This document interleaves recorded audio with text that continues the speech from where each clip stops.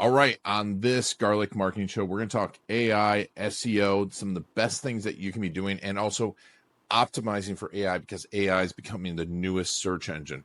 We're going to talk about thinking about ChatGPT version 10.0, the truth behind AI search optimization, the two focal points in SEO, and is link building going away with AI? We'll talk about the dark funnel metrics, where they're going, are they going away, and things like saturated versus unsaturated areas, the advantage small companies will have over large companies when it comes to AI, and some amazing ChatGPT prompts that you can be using for your SEO content, as well as the AI habits you should be using right now. All this on the Garlic Marketing Show. Before we get started, of course, this is brought to you by videocasestory.com. We're going to talk about helpfulness. And one of the best things that you can do to help people is to collect and tell amazing stories of the people you help. Make sure to go to videocasestory.com and apply, where we can help you collect, craft, and deliver those video case stories. All right, let's get started. My name is Gino Wickman. I was introduced to Ian, and that's what brought me into this video world and got me embracing this video world. And Ian did exactly what I hoped. He got me really comfortable with putting videos out to the world and having a great strategy around putting videos out to the world, because there's so much more than just shooting a video. And so the way that he positions those videos, optimizes those videos, he's done a great job. All right. I'm great. And so great. Tell us a little bit about SearchTides.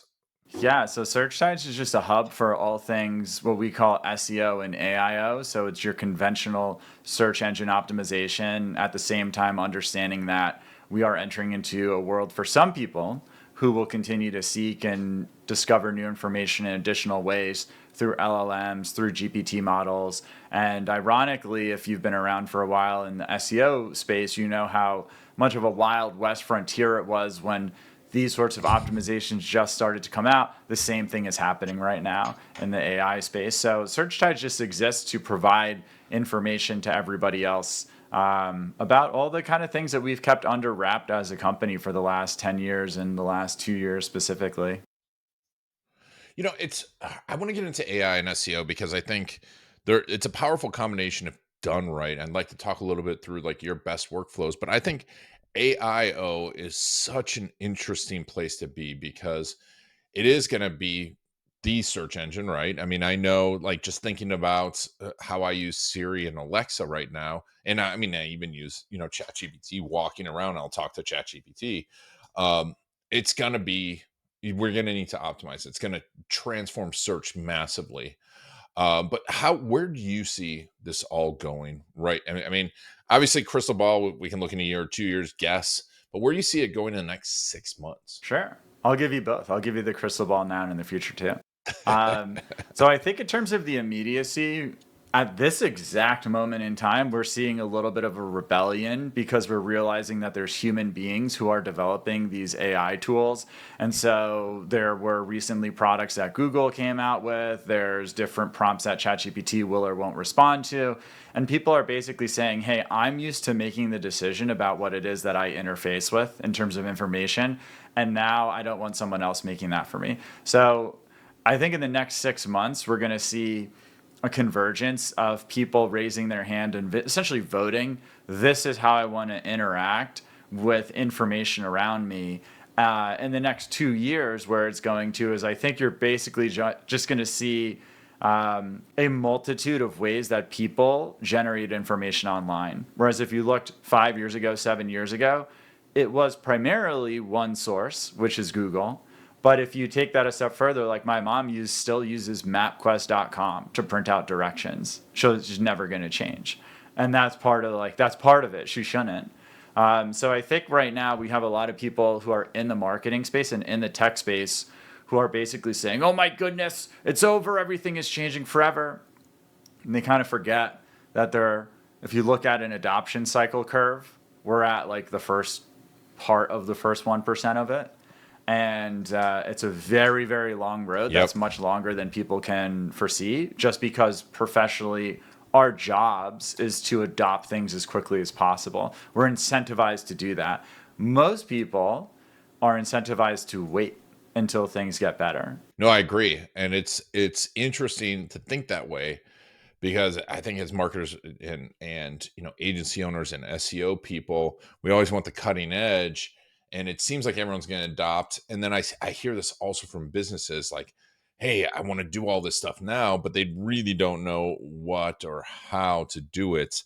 And from a usage standpoint, like you said, I mean, and we had Chris Hively on, founder of MapQuest, great guy, and it's funny that someone's still using MapQuest, right? I think he'll be happy to hear that. We got one. But it's true. It's like how long? Obviously the adoption cycles are speeding up, but I remember like in 2008, I was still trying to convince people not to advertise in the yellow pages. Um, you know, Right. and Greg, I don't think, do you even have it? Have you ever seen a yellow pages?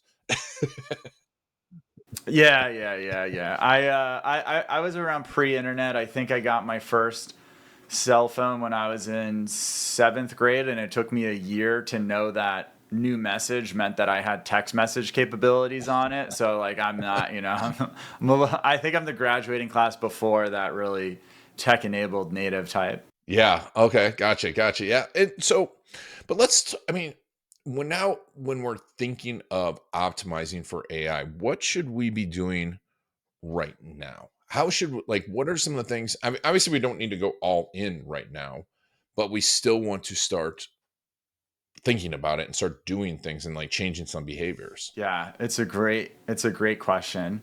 And the good news is there is no such thing as going all in because the game is very, very similar to what it has always been. How does an AI learn? An AI, well, quote unquote, learn because it's something, an AI would tell you it doesn't learn because it's not sentient.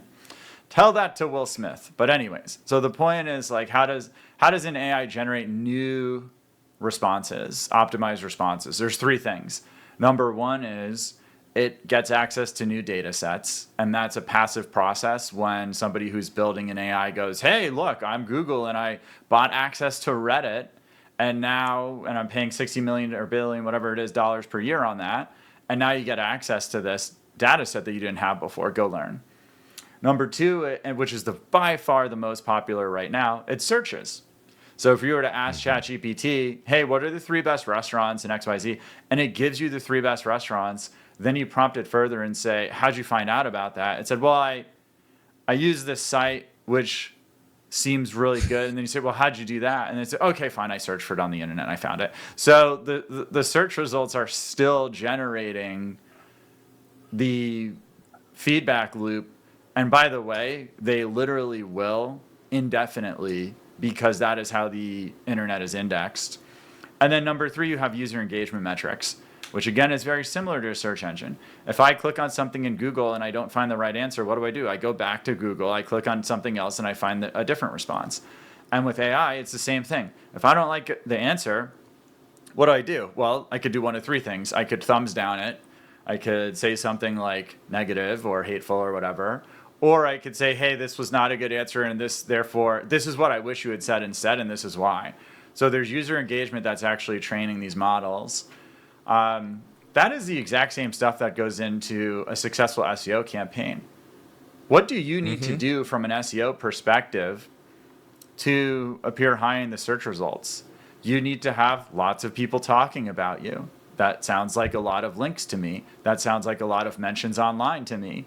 You need to have high quality experiences on your website with your content. That sounds like user engagement metrics to me. That sounds like having people share your content because it's deemed valuable. So the big 2 themes I'd say about how SEO is going to evolve and therefore how AIO is going to evolve is number 1, the cost of creating good content is going to go to 0. This doesn't mean all content's going to be created by AI, and it doesn't mean that only good content can be created this way. It means if you have any doubts, go think about what ChatGPT 10.0 is going to look like and how different that's going to be, and say, is this thing going to reasonably be able to create solid content at the push of a button? And if you disagree, maybe it's 20.0, but it's clearly coming. Yeah. And so Yep. how does a search engine adopt to that? Well, something like Google and every other search engine in the world basically just has ranking factors. They have things that dictate this is more important than this is more important than that. The last 3 updates in Google have been about content helpfulness. So they've been like, hey, it's not as important that you have all these perfectly optimized keywords on your page, but rather that you are providing value and speaking from your level of experience and expertise, what they call helpfulness. So as more people are able to create good educational information-based content, what therefore becomes more important to other things. One thing is the human experience. So writing from your own experience and expertise. And I'll give you an example for that. I go into the pharmacy, I get a prescription. I say, hey, can you fill this? The pharmacist says, yeah, I can, but there's a generic version. It's 10% of the cost. Just use that. That's the pharmacist using their expertise. If I go back into the pharmacy and I say, hey, I have this prescription, can you fill it? And the pharmacist says, I can. Every time I fill that, nothing happens. The people come back, I give them this other thing. It works really well. You should just try this now. That's the pharmacist using their experience. And those things are both inherently human. So when you're creating content, writing from that lens, that's big focal point number 1. And big focal point number 2 is link building is going to become more important because creating content is going to be easier for everybody to do well. So creating it from a human experience, and then link building is going to become more important. And how does this fit into AI? Number 1, AI is literally looking through the search results. And number 2, AI is also looking for endorsements, which is exactly what a link is, which is exactly what a syndication is, which is exactly what a mention online is, which is exactly what a piece of PR is. So in the SEO world, there's stuff like digital PR, which is going to link building, which are 2 things that are helpful today. They'll continue to be helpful in the world of AI engines. But in terms of where this all goes, in terms of how you optimize for these things, eventually we will be optimizing for AI models that we will never see because it will be easy to create one of these things and it'll be niche and we won't be able to find all of them the way that we've looked at Google historically. And like we will need to have these fundamentals down so that we perform well, even if we never actually know or see we don't passively see where that performance is coming from. It's an interesting point because now you can kind of judge, right? Like, oh, if it's ranking, kind of judge traffic, but that probably a lot of that's going to go away is what you're saying. I think that a lot of it is going to remain and a lot of it is going to go away. There's this thing in demand gen marketing called the dark funnel, which is so according to people who believe in the dark funnel, what that means is you unfortunately you chose to kill all the rest of the Jedi when you were younger and now you're on the dark side now. But yeah, so what it actually is can I bring people through? Is it possible that people are going through the customer journey without me ever knowing and without me ever being able to actually quantify that? I think that's just a fancy modern name for what David Ogilvy invented a long time ago, which was I spend $1 on advertising, 50 cents of it is not effective. I just don't know which 50 cents is the unaffected, the non-performing part of it. So I think that like you can focus on that side of it, but I think what's better, and I think we have a tendency to focus on that side of it because we're so numbers driven and there's so many companies that are run by boards and managers who don't get this stuff. They're just looking at numbers on a spreadsheet or in a PDF file. That's fine.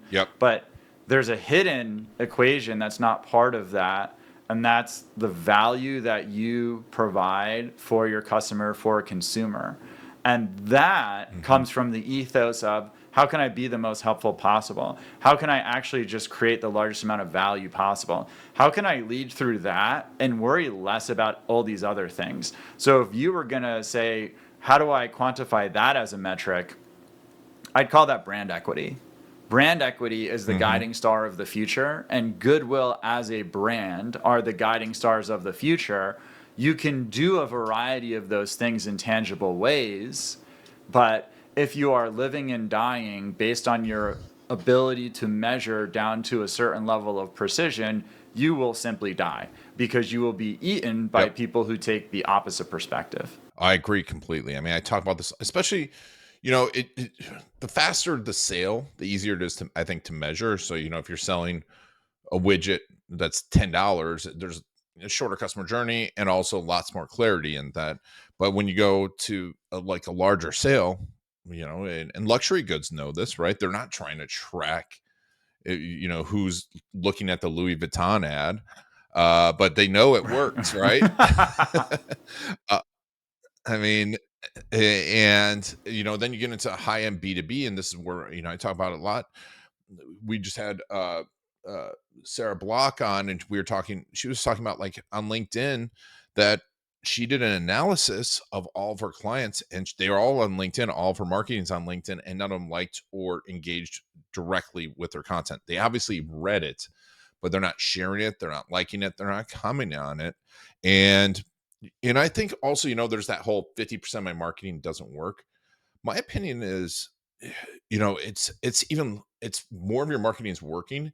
It's all working for different people too now, right? Because it's like, hey, this piece of content is going to work for this person. This piece of content is going to work for this type of person. And there's going to be blends across it. And like you said, you have to be as valuable as possible. I think that's absolutely crucial. To your point, this, I almost feel like attribution is hurting especially small businesses, because I just had a talk with a client who had someone new, and they were talking about attribution. Like, we want to see where our client, I'm like, you have B2B clients that are worth $50,000. You're not going to see every piece of where they come from, are you? Right. It's a great point. And at SearchTides, we have an agency arm, and you can't really work with us unless you're spending a minimum of like $100,000. And so we understand exactly what you just said. There's and the other thing is, a lot of times what we've experienced is someone is interacting with our material and they're not even the client for us. They're somebody who oh, that was smart, that was sharp. And then they get asked by someone else, and they go, you know what, these SearchTides guys said some pretty sharp things, you should speak with them. And I just think, if you think about, so there's this concept in capitalism called saturated versus unsaturated industries. And the way that it works is, in a new industry, it's unsaturated, which means that there's not as many players in there, which means that there's actually this thing called excess profits for the people who are in there. So in the digital marketing world, everyone will look longingly back at, like, when Facebook ads just came out. The costs were zero. Nobody was advertising. You could put a piece of paper that said buy here on it, and you would get profitable advertising, compared to what it looks like today, compared to, by the way, what it will look like tomorrow. So as an industry evolves, those excess profits cause people to see and then come into that, which causes more competitors, which does potentially create more sophistication in the industry, which actually, if you look at kind of like the business landscape of the United States or the globe, you get fewer, larger winners and you get more smaller losers. So as an industry evolves, you must literally become the top couple of players in the space. And if you do that, you get a disproportionate amount of profits. And if you don't do that, then you and many, many, many other people are left fighting for scraps. Mm-hmm. Now, here's my question for you. What attitude do you think is going to be more likely to create the largest winner? It's providing value. It's caring about the best experience possible. It's delaying gratitude over and over and over again because you're customer centric. And there's only going to be a few companies in each industry that really get it and can also pair that with the execution side of things. And that's why it's rare, because most people don't. We went through 20 years of basically private equity companies coming in and being like, okay, let's make some money. Let's put everything into a spreadsheet. Let's fire a bunch of people. Let's tell people to do more. And that's cool. But that era is coming to an end. Actually, I could tell you, we're talking about looking out into the future. Within the next 10 years, that era is dead. Like, dead. That, in my opinion, that's not the mentality that a successful company takes anymore. So Interesting. Yeah, no, I agree. I agree completely. And it's to that point, it's like this wave, right? It's like advertising, I think, now that I think about it.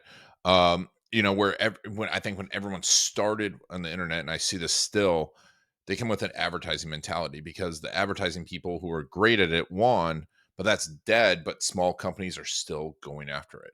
And I mean, I think the large companies are still hitting it because they have the budgets, but it's where you could just blast and blast and blast people into oblivion. And now we had the attribution model, where we had a lot of attribution for a while. Mm-hmm. And because there wasn't 8,000 different platforms, right? And it was basically Facebook and Google. And now there's people are taking whole journeys. So you now have to come with content with a whole different mentality. And I've been, it's interesting to say that, because it's like, it's just the feedback, you see it, and that's what we've been moving towards. And I now that I think about it, I think it does make an opportunity for smaller companies that can move fast, as always, to really come out of this with winning, don't you? Yeah, well, so I think that like people see startups versus corporations or enterprises or small versus big companies. They think about things from the perspective of, oh, there's 10,000 people at this company and there's 20 people at this other company. How can this smaller company beat this larger company? And I actually think that's maybe there's an additional twist that I would add to that, which is you're not competing against the 10,000 person company. You're competing against 1 to 3 teams inside of that company, ultimately, or a department or a few departments or whatever it is. And that department is actually inherently disadvantaged to you because they are also playing this other game. They're also playing with the HR guidelines of a 10,000 person company. They're also playing with their own idea of career development from within the company, sort of playing with politics. And again, it's not the whole company that you're competing against. And so I think you just have this, it's just different incentives. If I'm the big company, I literally cannot risk my company going under because 30 people want to go be heroes. At the same time, therefore, I cannot innovate at as fast of a rate. Some people say that technology, and I partially agree with this, I partially don't, that technology is a wealth transferring device because it's basically transferring wealth to innovation and to what would be called technological progress. Now, I'm not making commentary about if technology is good or bad. I think it's a dual-edged sword, but I think that is true. Yeah, no, it is, and innovation is important. And to your point, innovation is it's funny because as you said that, I'm thinking about large companies and they're like, we want innovation, but then you bring anything innovative and they're like, no, that's too innovative.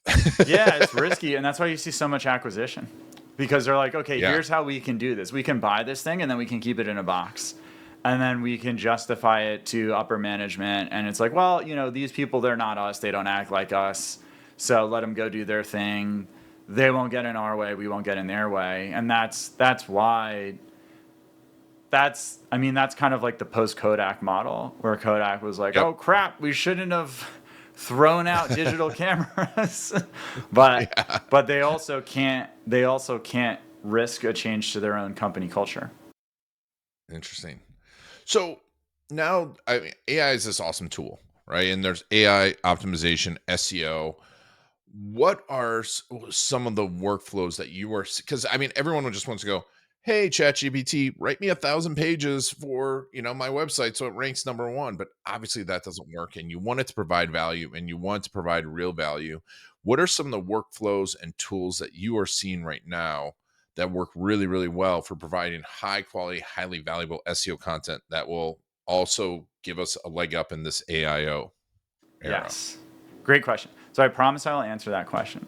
I want to precede it with how you can evaluate what you actually need to do from an SEO perspective. So there's really 3 or 4 main buckets in SEO. There's website authority and power.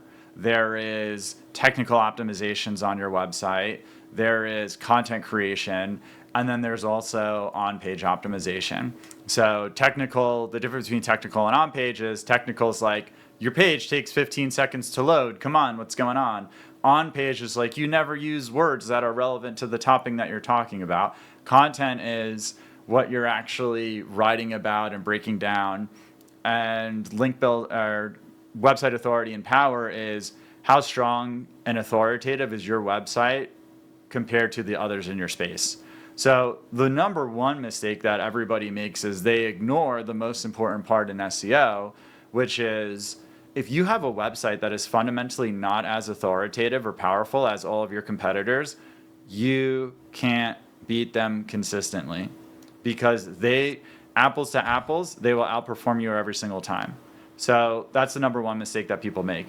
Within there, I think where things are trending to are being more content oriented around content helpfulness. So what that means is, that's kind of what we were talking about with experience and expertise. How do we use AI to actually accomplish those things? What you can do, and what you could do with ChatGPT specifically, is you can look at the top 3 people for the given topics that you want to appear number 1 for in Google, and you've determined that you're not like out of the league in terms of website authority. You can paste those articles into ChatGPT, and you could say, hey, ChatGPT, tell me all of the subtopics and sub areas that these articles are talking about. Tell me the questions that they're answering. Actually list these things out. And you can do that for a few different articles.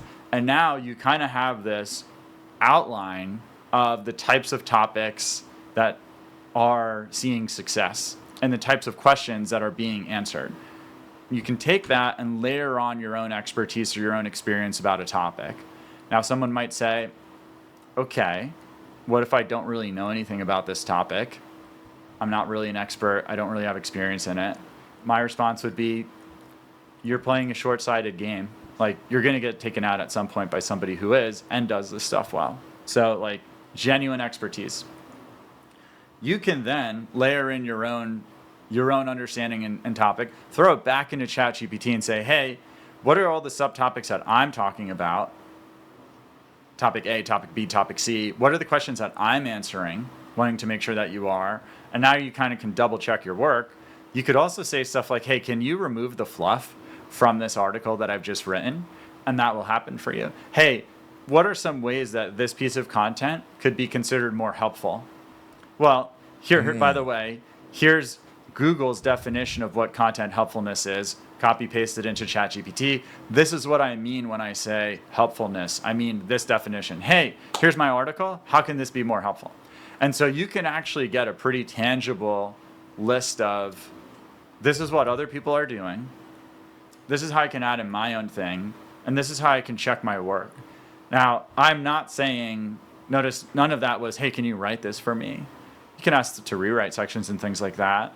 But the problem with people thinking that content can be written by AI start to finish right now is that the technology is just not there. And also the moment that the technology does get there, literally everyone will do that. So having that as a baseline will not have any value. Yeah. No, it's great ways to do that. And what do when someone goes there, what are some of the other techniques that you're using ChatGPT to keep the content fresh? Um, and how much are you asking it to optimize it right away? Or are you doing the optimization? Are you thinking about keywords even anymore? Yeah, it's a great question. So at SearchTides, we look at these things called ranking factors, and we've done this by being able to be part of groups that crawl tens of millions of search results pages and break down Google's algorithm into, like, right now it's around 4,700 ranking factors. And what we saw over the... I'm sorry? That's it? Well, that's actually a lot. There's probably... I don't know. I was joking. Yeah. Oh, okay. I mean, it doesn't that's seem a like lot that much also, but at the same time it does, but it's like kind of like that in between. We're actually monitoring around 100,000 ranking factors. So most of what we're monitoring is not live in existence. And AI at this point is actually used to generate new ranking factors. So it's this like self-sustaining system that has been created.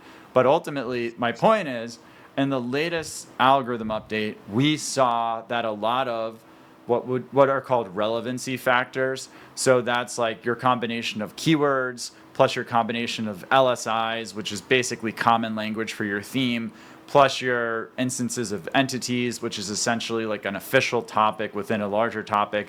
Like if the entity of football, NFL, would be an entity, the New York Jets would be an entity, the players' names would be entities. So it's just like official subparts of things. So those actually saw the largest decrease in ranking correlations that we've ever seen in an update.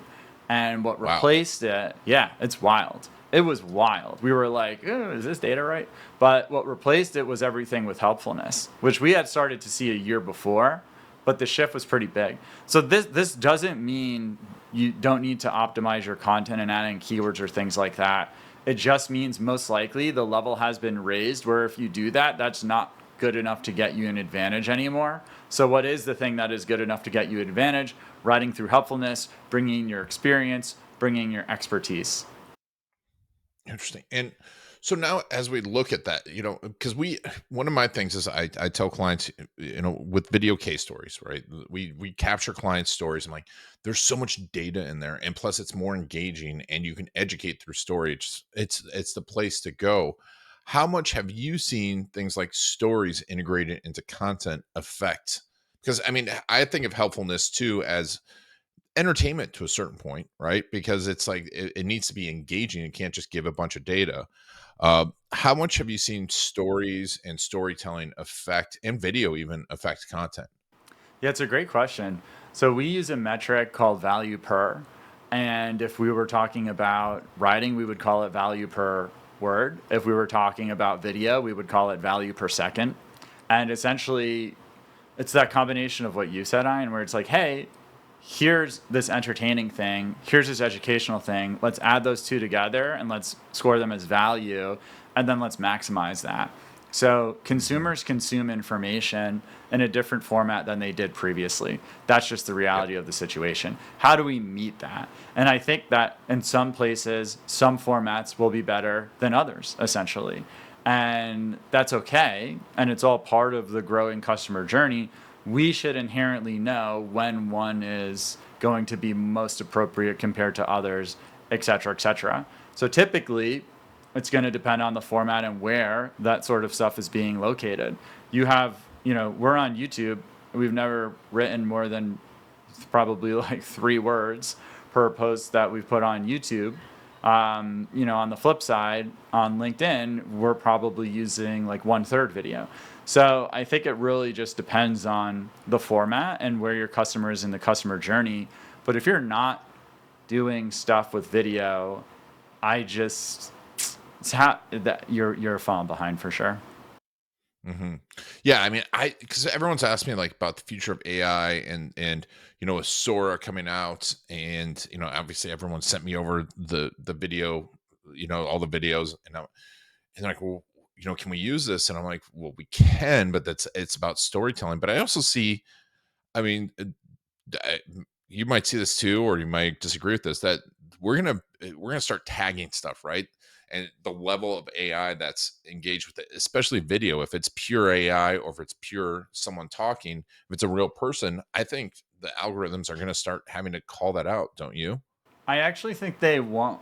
I Google has come out and said that they don't necessarily. So there's 2 parts to this answer. The first part is the algorithms don't care. Yeah.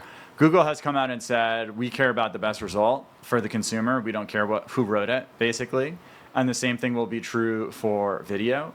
So I don't think algorithmically we're going to see a difference there. But what I do think is we will see the same exact thing. Well, if it's super easy to create written content with the push of the button, creating content through the human experience becomes more valuable. If it's super easy to create video with the push of a button or with firing out a bunch of sentences on a keyboard, then all of a sudden creating video through the human experience becomes more valuable. So it's kind of just like we have a television channel that all of a sudden went from 10 channels to 10,000 channels. People still can only watch one channel at a time. So how do you create the channel that people watch? It's going to be based off your humanity, because it's going to be based off your humanity. It is, and it's going to be this weird sensing of it, I think, to your point, and that's really interesting. Now, okay, so just to finalize this, if I'm a junior marketer, or let's say I'm a business owner, and I, I only have so many hours in the day. What are the 2 or 3 things they should be doing on a weekly basis to stay in front of it, to be using AI to the utmost in their SEO, and staying in front of it, but also keeping a rhythm? Because I'm a firm believer that we need some sort of fundamental, we need some sort of regular behavior. Because I see so many people like, I'm going to write 1,000 AI blog posts, and they get in there, they don't do it, and then they're like, AI doesn't work. So, like, what are some AI habits that we should have on a regular basis to improve our ranking, improve our traffic? I think the best way to look at this is kind of like when you're hiring someone to do something that, internally, if you're hiring somebody to do something that you already do at an organization, we have this fallacy that we think the person's going to come in and we're going to teach them our way of doing it, and then they're going to be better at us doing it our way, which is just, that's not going to happen.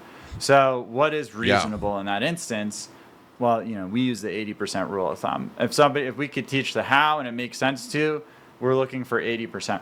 So my point is that your homeostasis, your level that you have naturally, is going to dictate what your output in an AI-enabled strategy looks like.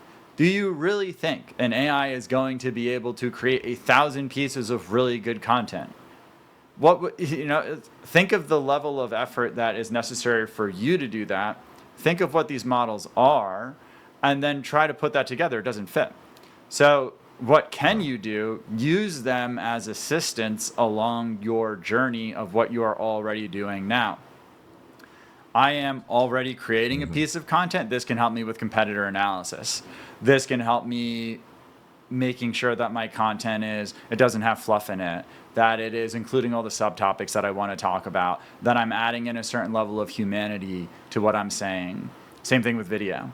In terms of the other core things, it's just work it into what you do normally. Don't change everything that you do because now you have this thing that is functionally an enabler of your output. Then it is something that will enable you, then it is something that transforms your capabilities. We are still typing words into AI to create things. That is still, and it was like a meme when it came out, prompt engineering. But that is exactly what AI is until it is smarter than us and hits AGI, in which case I have no advice for what to do in that world. Exactly. Once we hit that tipping point, right? That's a whole different. We'll get there, or at least, or maybe our AIs will talk to each other. So awesome, Greg. So tell me a little bit about SearchTides. What's the best way to get in touch with you? What's the best way to work with you? Yeah, so SearchTides is a hub for all things SEO and AIO. The reality is the best way to perform well for GPT models and to be the answer on these things is to do the exact same stuff that you do for SEO. So the future, time is circular, clearly. The future is the same as the past. And we talk about all those sorts of things at SearchTides.com. We have an email newsletter. We're on LinkedIn at SearchTides. We are on YouTube at SearchTides. And ultimately, we do have an agency arm. So if somebody just wants a lot of these things just handled by people who have been part of the most successful campaigns in this space for the last 10, 15 years, we offer that as well. And otherwise, just kind of come and hang out and come along for the ride. We have a lot to share. We feel like we have some pretty heavy opinions, held pretty loosely because things are always in change and in flux. And we've really opened up the kimono and talked about a lot of things publicly that we just would never dream of doing a couple of years ago. Awesome. So we'll put a link to all that in the show notes. I mean, this is fantastic information. But Greg, thanks so much for being on the Garlic Marketing Show and talking AI and SEO. And thank you all for taking Greg and I on our journey. This has been Ian Garlic and the Garlic Marketing Show.